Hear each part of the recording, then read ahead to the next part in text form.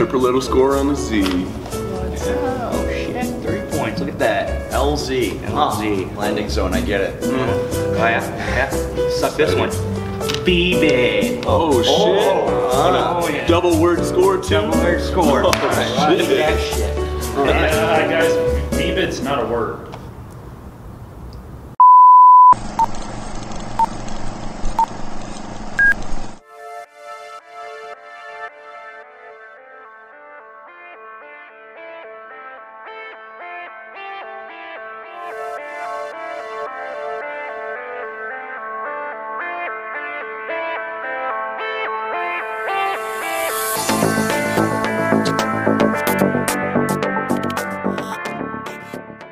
All right, guys, welcome back to another After Hours here at Battlefield Vegas. We got some guests here again today. Last week you guys met John, you guys met James. We got to talk to them a little bit. Today we got a new guest here today. This is Andrew. Andrew, why don't you talk about yourself a little bit, man? Well, I served 8 years active duty in the United States Marine Corps. Did tours to Iraq and Afghanistan.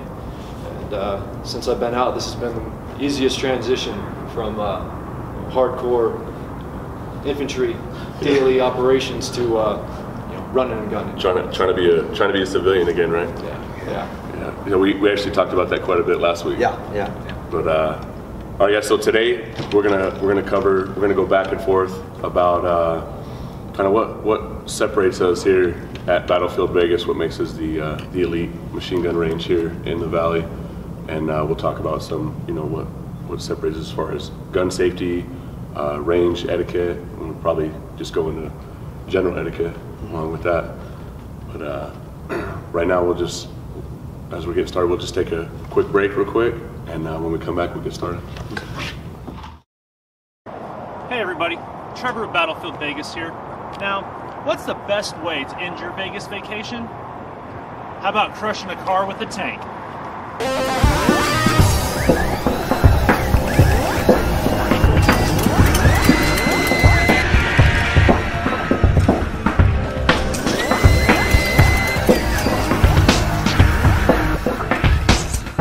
Understand that crushing a car isn't exactly an ordinary activity when you come to Las Vegas.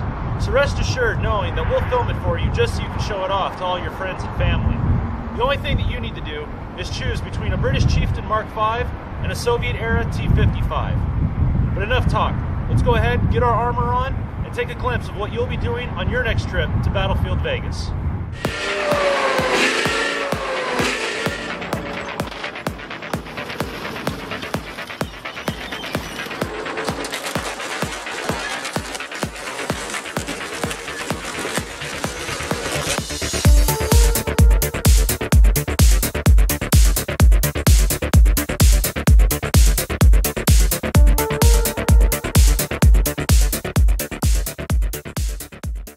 All right, guys, so welcome back. So today let's talk about, like I said before, like what separates us. So you guys want to talk about some safety stuff that you think that we stand out with? Yeah.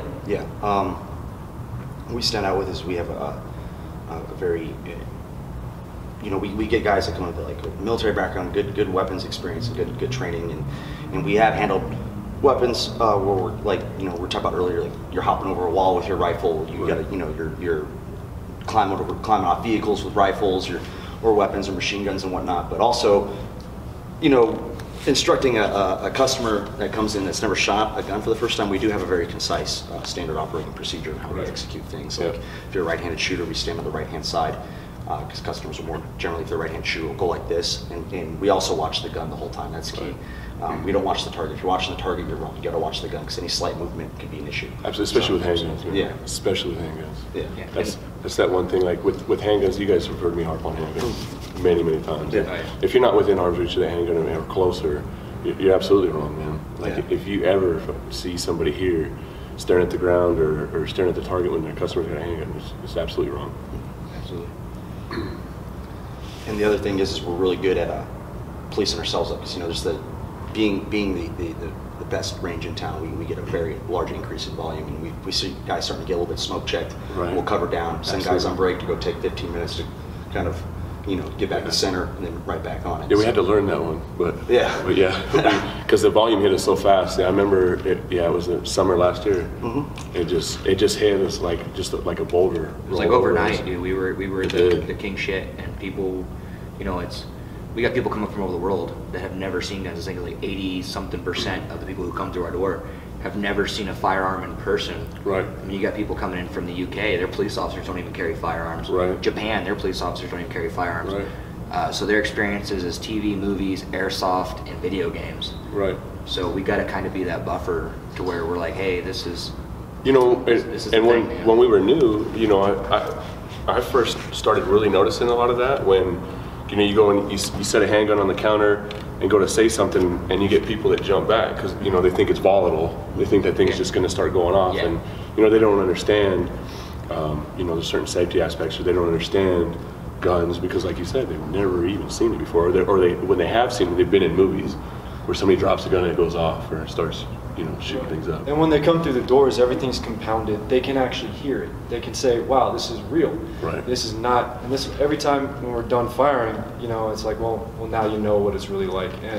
And their experiences and their expression is always the same. They're never going to trust Hollywood again when it comes to guns. Absolutely. But like what you were saying with, they come to us, is they'll come to the counter. They can hear the guns firing in the background, and when you start talking, they're just wide-eyed, eye locked on you, and they're really trying to soak in everything that you say because it is such a taboo thing for so many people. Right. One of the best daily experiences I have is identifying those who are scared and nervous, and just kind of reassuring them. Being going through the policies and procedures and such, and safety things with them in a manner that can kind of calm them down in a way, and kind of build that trust. Right. And then when you go out there, they're still a little bit nervous, when you get the firearms in their hands and such, but that satisfaction at the end of the shoot when they are just smiling ear to ear makes your whole day, you're man. right there, you're just like, absolutely. What's even better than that, man, is I think, you guys know what the greatest thing about this place for me is, but as far as on the range, the only thing better than that really is when you get the girlfriend or whoever, girlfriend, boyfriend, whoever that got brought in that doesn't like guns and doesn't really want to be here, right. And they're going along with it because they got pretty much drug into it, but you get them shooting something and you get them walking out with a smile on their face and a whole new aspect on guns.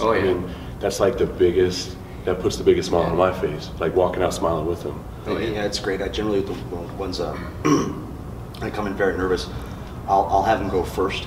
I'll be like, all right, you're going to set the standard. You're going to set the tone for the range.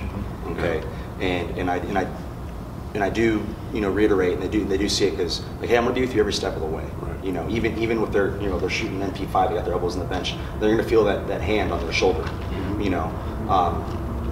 Like, hey, that the words of encouragement along the way and stuff like that. It's just when you do enter the range, we were talking about earlier, maybe some things people need to be cognizant about, because the issue that we run into is we give the safety brief, but right when that door opens, they go through the airlock and that door opens, the smell, the sounds, the people walking around, the brass jumping around everywhere, brass going all over the place. It's like information dump. Yeah. So our job is also making sure that they're adhering to that safety. They're keeping the weapon pointed at the target. Their finger is straight off that trigger until they're ready to shoot. Well, it's a lot to take in. That safety brief. What we do a safety brief in less than 30 seconds, or in 30 seconds, and we covered 10 things. I don't know how many, but we cover a lot of things within that 30 seconds.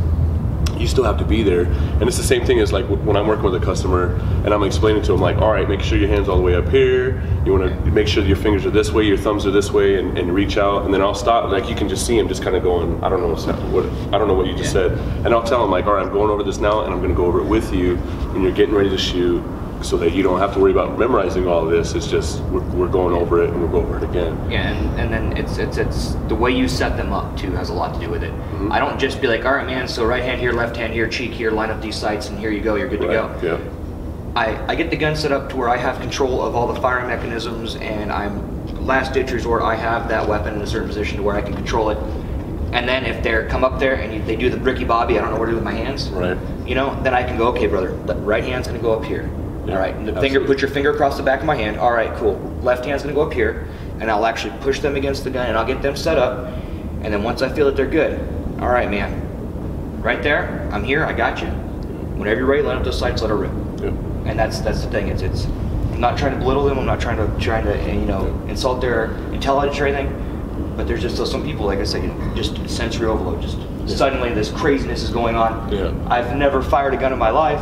One thing I've seen is Rambo smoking dudes on the side of a mountain, Right. An M60, Yeah. and here it is, They right here can in my push hand. pause at any time to Yeah. try and process Right, that right, right. information. You know, when you are on the range, like you said, it's so much to process once you go through that airlock. And I think that's important is, they're relying on us Yeah, that's why to we stay take them close. each step of the way, right? And just, and make sure that, they don't, with that overload, we can still keep them moving forward and still keep them safe.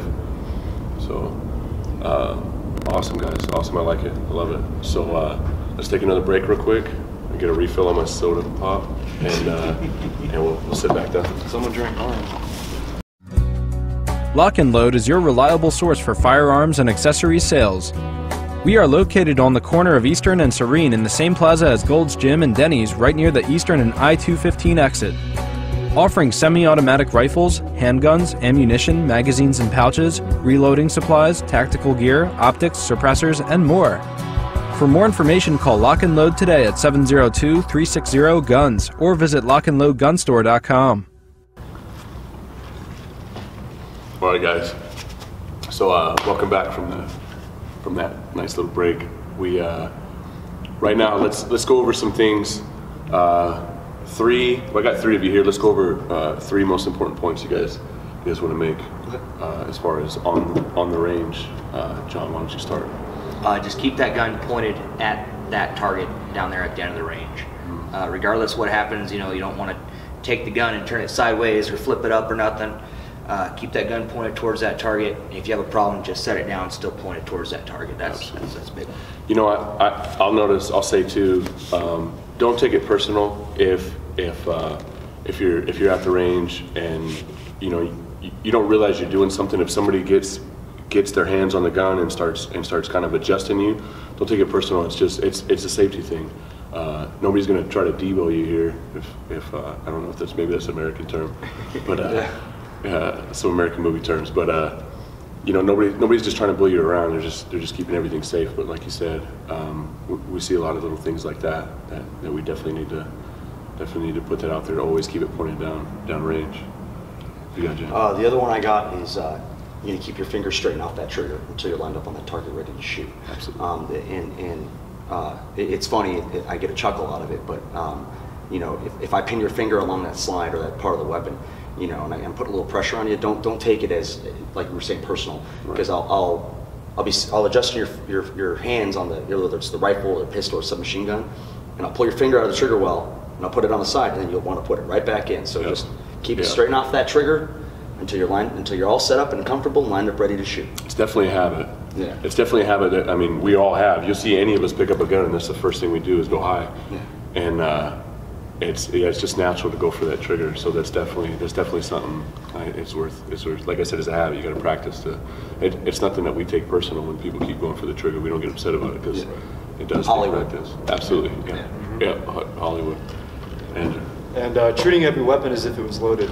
I can't tell you how many times a day I clear out a firearm. Whether I'm working or not. Yeah. The amount of time that I spend holding firearms, I'm constantly clearing it. Always. And looking at that hole, man. like again, it is a taboo thing. When they come in and they see all these firearms and they might want to handle it, and even though we're confident, we're sure because we literally just cleared the firearm.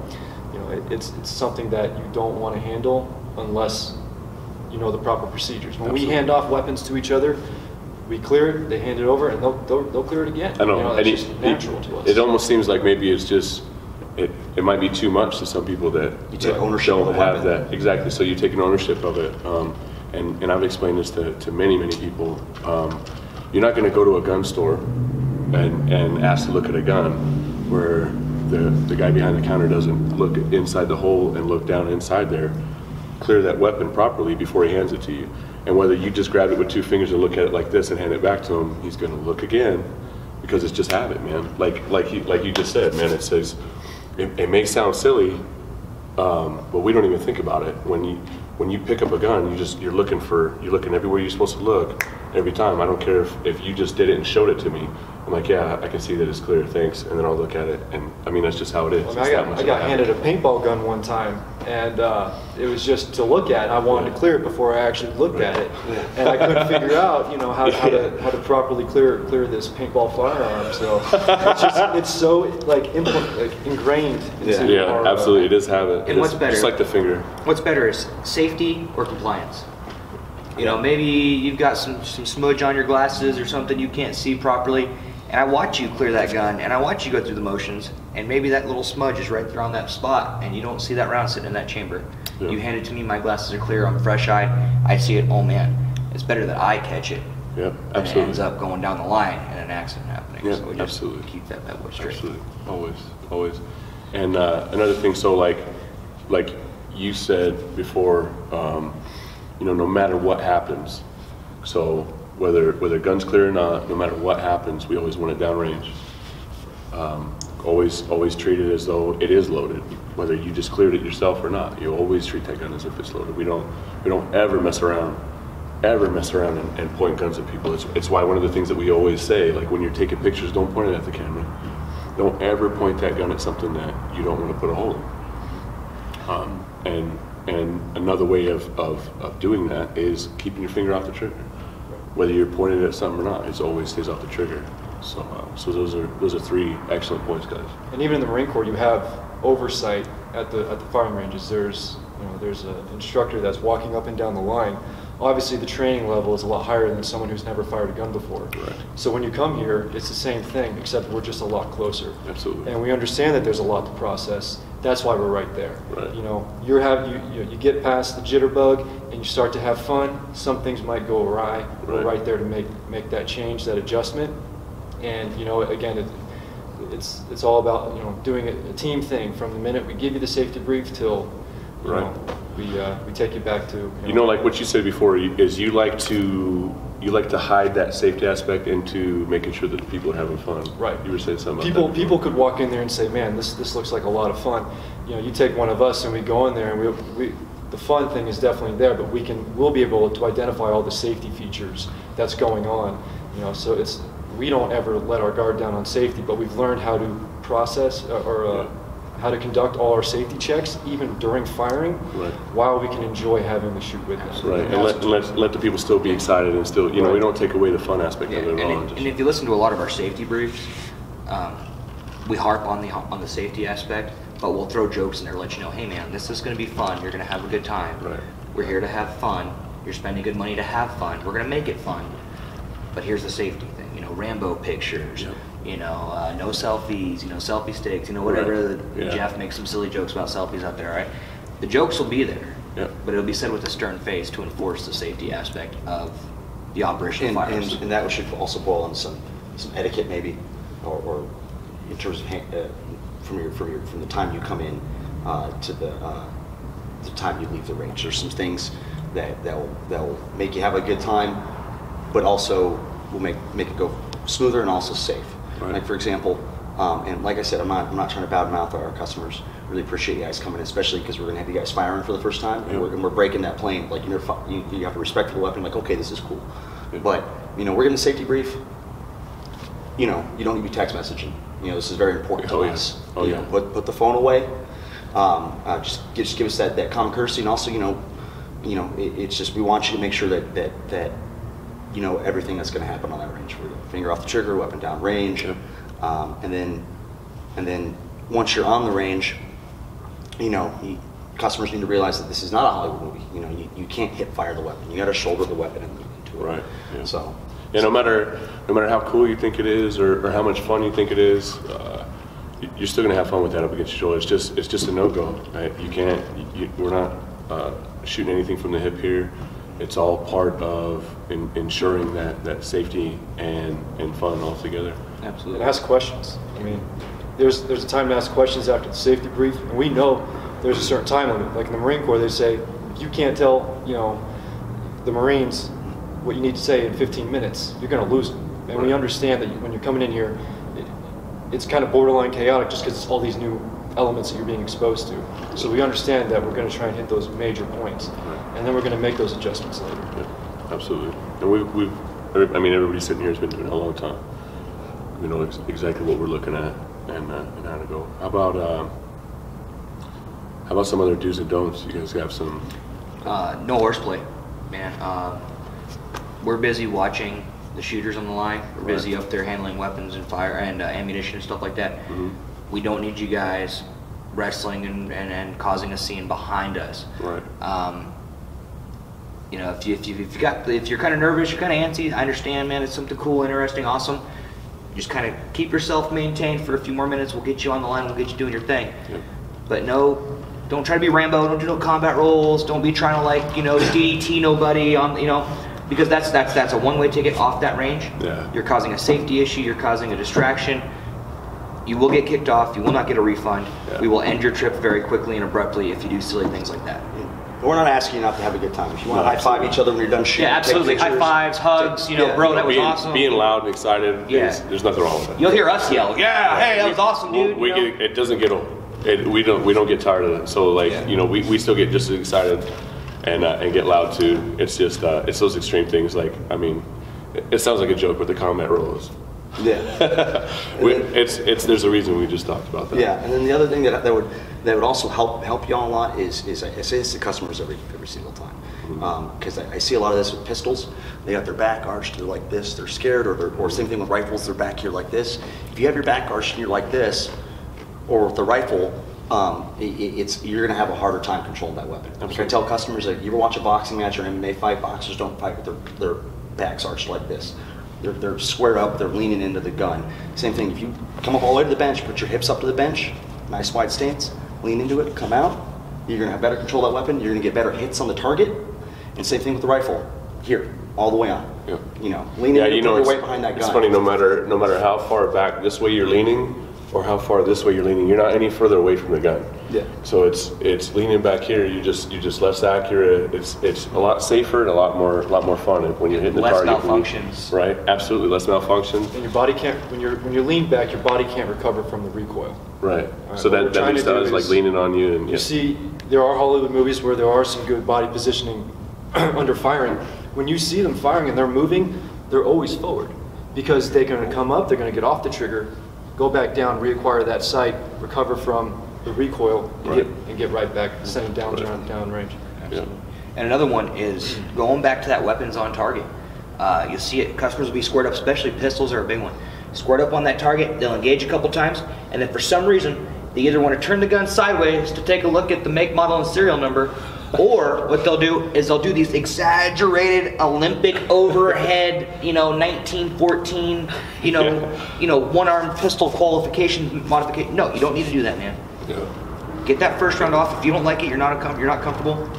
Booger hook off the bang switch, put the gun down, take a step back, take a breath, and then get back on that weapon. Yeah. We Absolutely. also understand that this is a once in a lifetime opportunity for many people. You are going to get those pictures, okay? Yeah, So absolutely. we try and say before we go out, we can do pictures during, but you don't get between the RSO, the safety officer, and the shooter. That's a big no-no because then we can't make those quick safety adjustments. Right. Also, the people doing the video and the pictures, they'll tend to want to come up and remind you or ask you, like, how can I get these pictures? You're going to get those pictures, and you're going to get some of the most amazing pictures you can have before the shoot, during, and after. And we're going to get you into those really good positions to get those good shots. We're cognizant of those We understand. angles. You We might, know where you the might best not angles hear us are. when you ask us, when you're like, hey, can I get that picture? Can I get that picture? While we're round counting, we know he's halfway through, or he or she's halfway through the magazine of ammo, and we're just watching, the function of that weapon, making sure it's safe at all times. Yeah. So you're going to get those shots, trust me. And we're going to get you on paper too. So we got to stop and clear that weapon halfway through, and just be like, hey, I want you to drive into the gun. You're going to have fun, and you're going to get weapons on the target. But just Absolutely. Don't be afraid of the weapon. Okay, it's an inanimate object and it's a tool. Okay, but if you're safe and you follow our instructions and you're cognizant of your surroundings, you're going to have a great weapon time. Absolutely. Absolutely. Yeah. Absolutely. I like it. And questions. If you have questions, if you're not sure you're in the right position, ask us. We can take the second, we can redemonstrate, we can you know, some people aren't comfortable being touched by strangers. Yeah. But unfortunately, we're gonna have to get real I'm friendly for hands-on. a few. Yeah. I'm a little guy. I got to be hands on, Yeah. especially when it's a bigger dude. You know? Yeah, that's the thing though. Sometimes we have to get friendly. We have to get really close and hands-on, especially, you know, male and female. We're just looking out for you, though. Yeah, we want you to have the best time. We want you to shoot as accurately as possible. We want you to do it as safely as possible. But we So know how to be professional. Yeah, and it's not, I might grab a hand or a wrist or a shoulder. I'm not going for anything wrong. It's going to be, you know the good places. Absolutely. And we're going to get you set up. We're going to get you hitting paper safely. And by the time you're done and you're out of ammo, you're going to turn out with the biggest grin you ever had in your face. And you're going to say, man, that was freaking cool. Yeah. Right. Yeah. With a little giggle added on to it, Absolutely. right? That's the best thing. All right, guys. Awesome, man. I love it. I appreciate you guys. Thanks for coming in, guys. Thanks for all that. That was awesome. Love having you guys here. Thanks for having me, Bev. Hey, man. Hey. Okay. Stop pushing. All right, guys. So thanks for tuning in, and we'll see you next time. Right on, dude. Absolutely. Just wanted to get V-Bid's a word.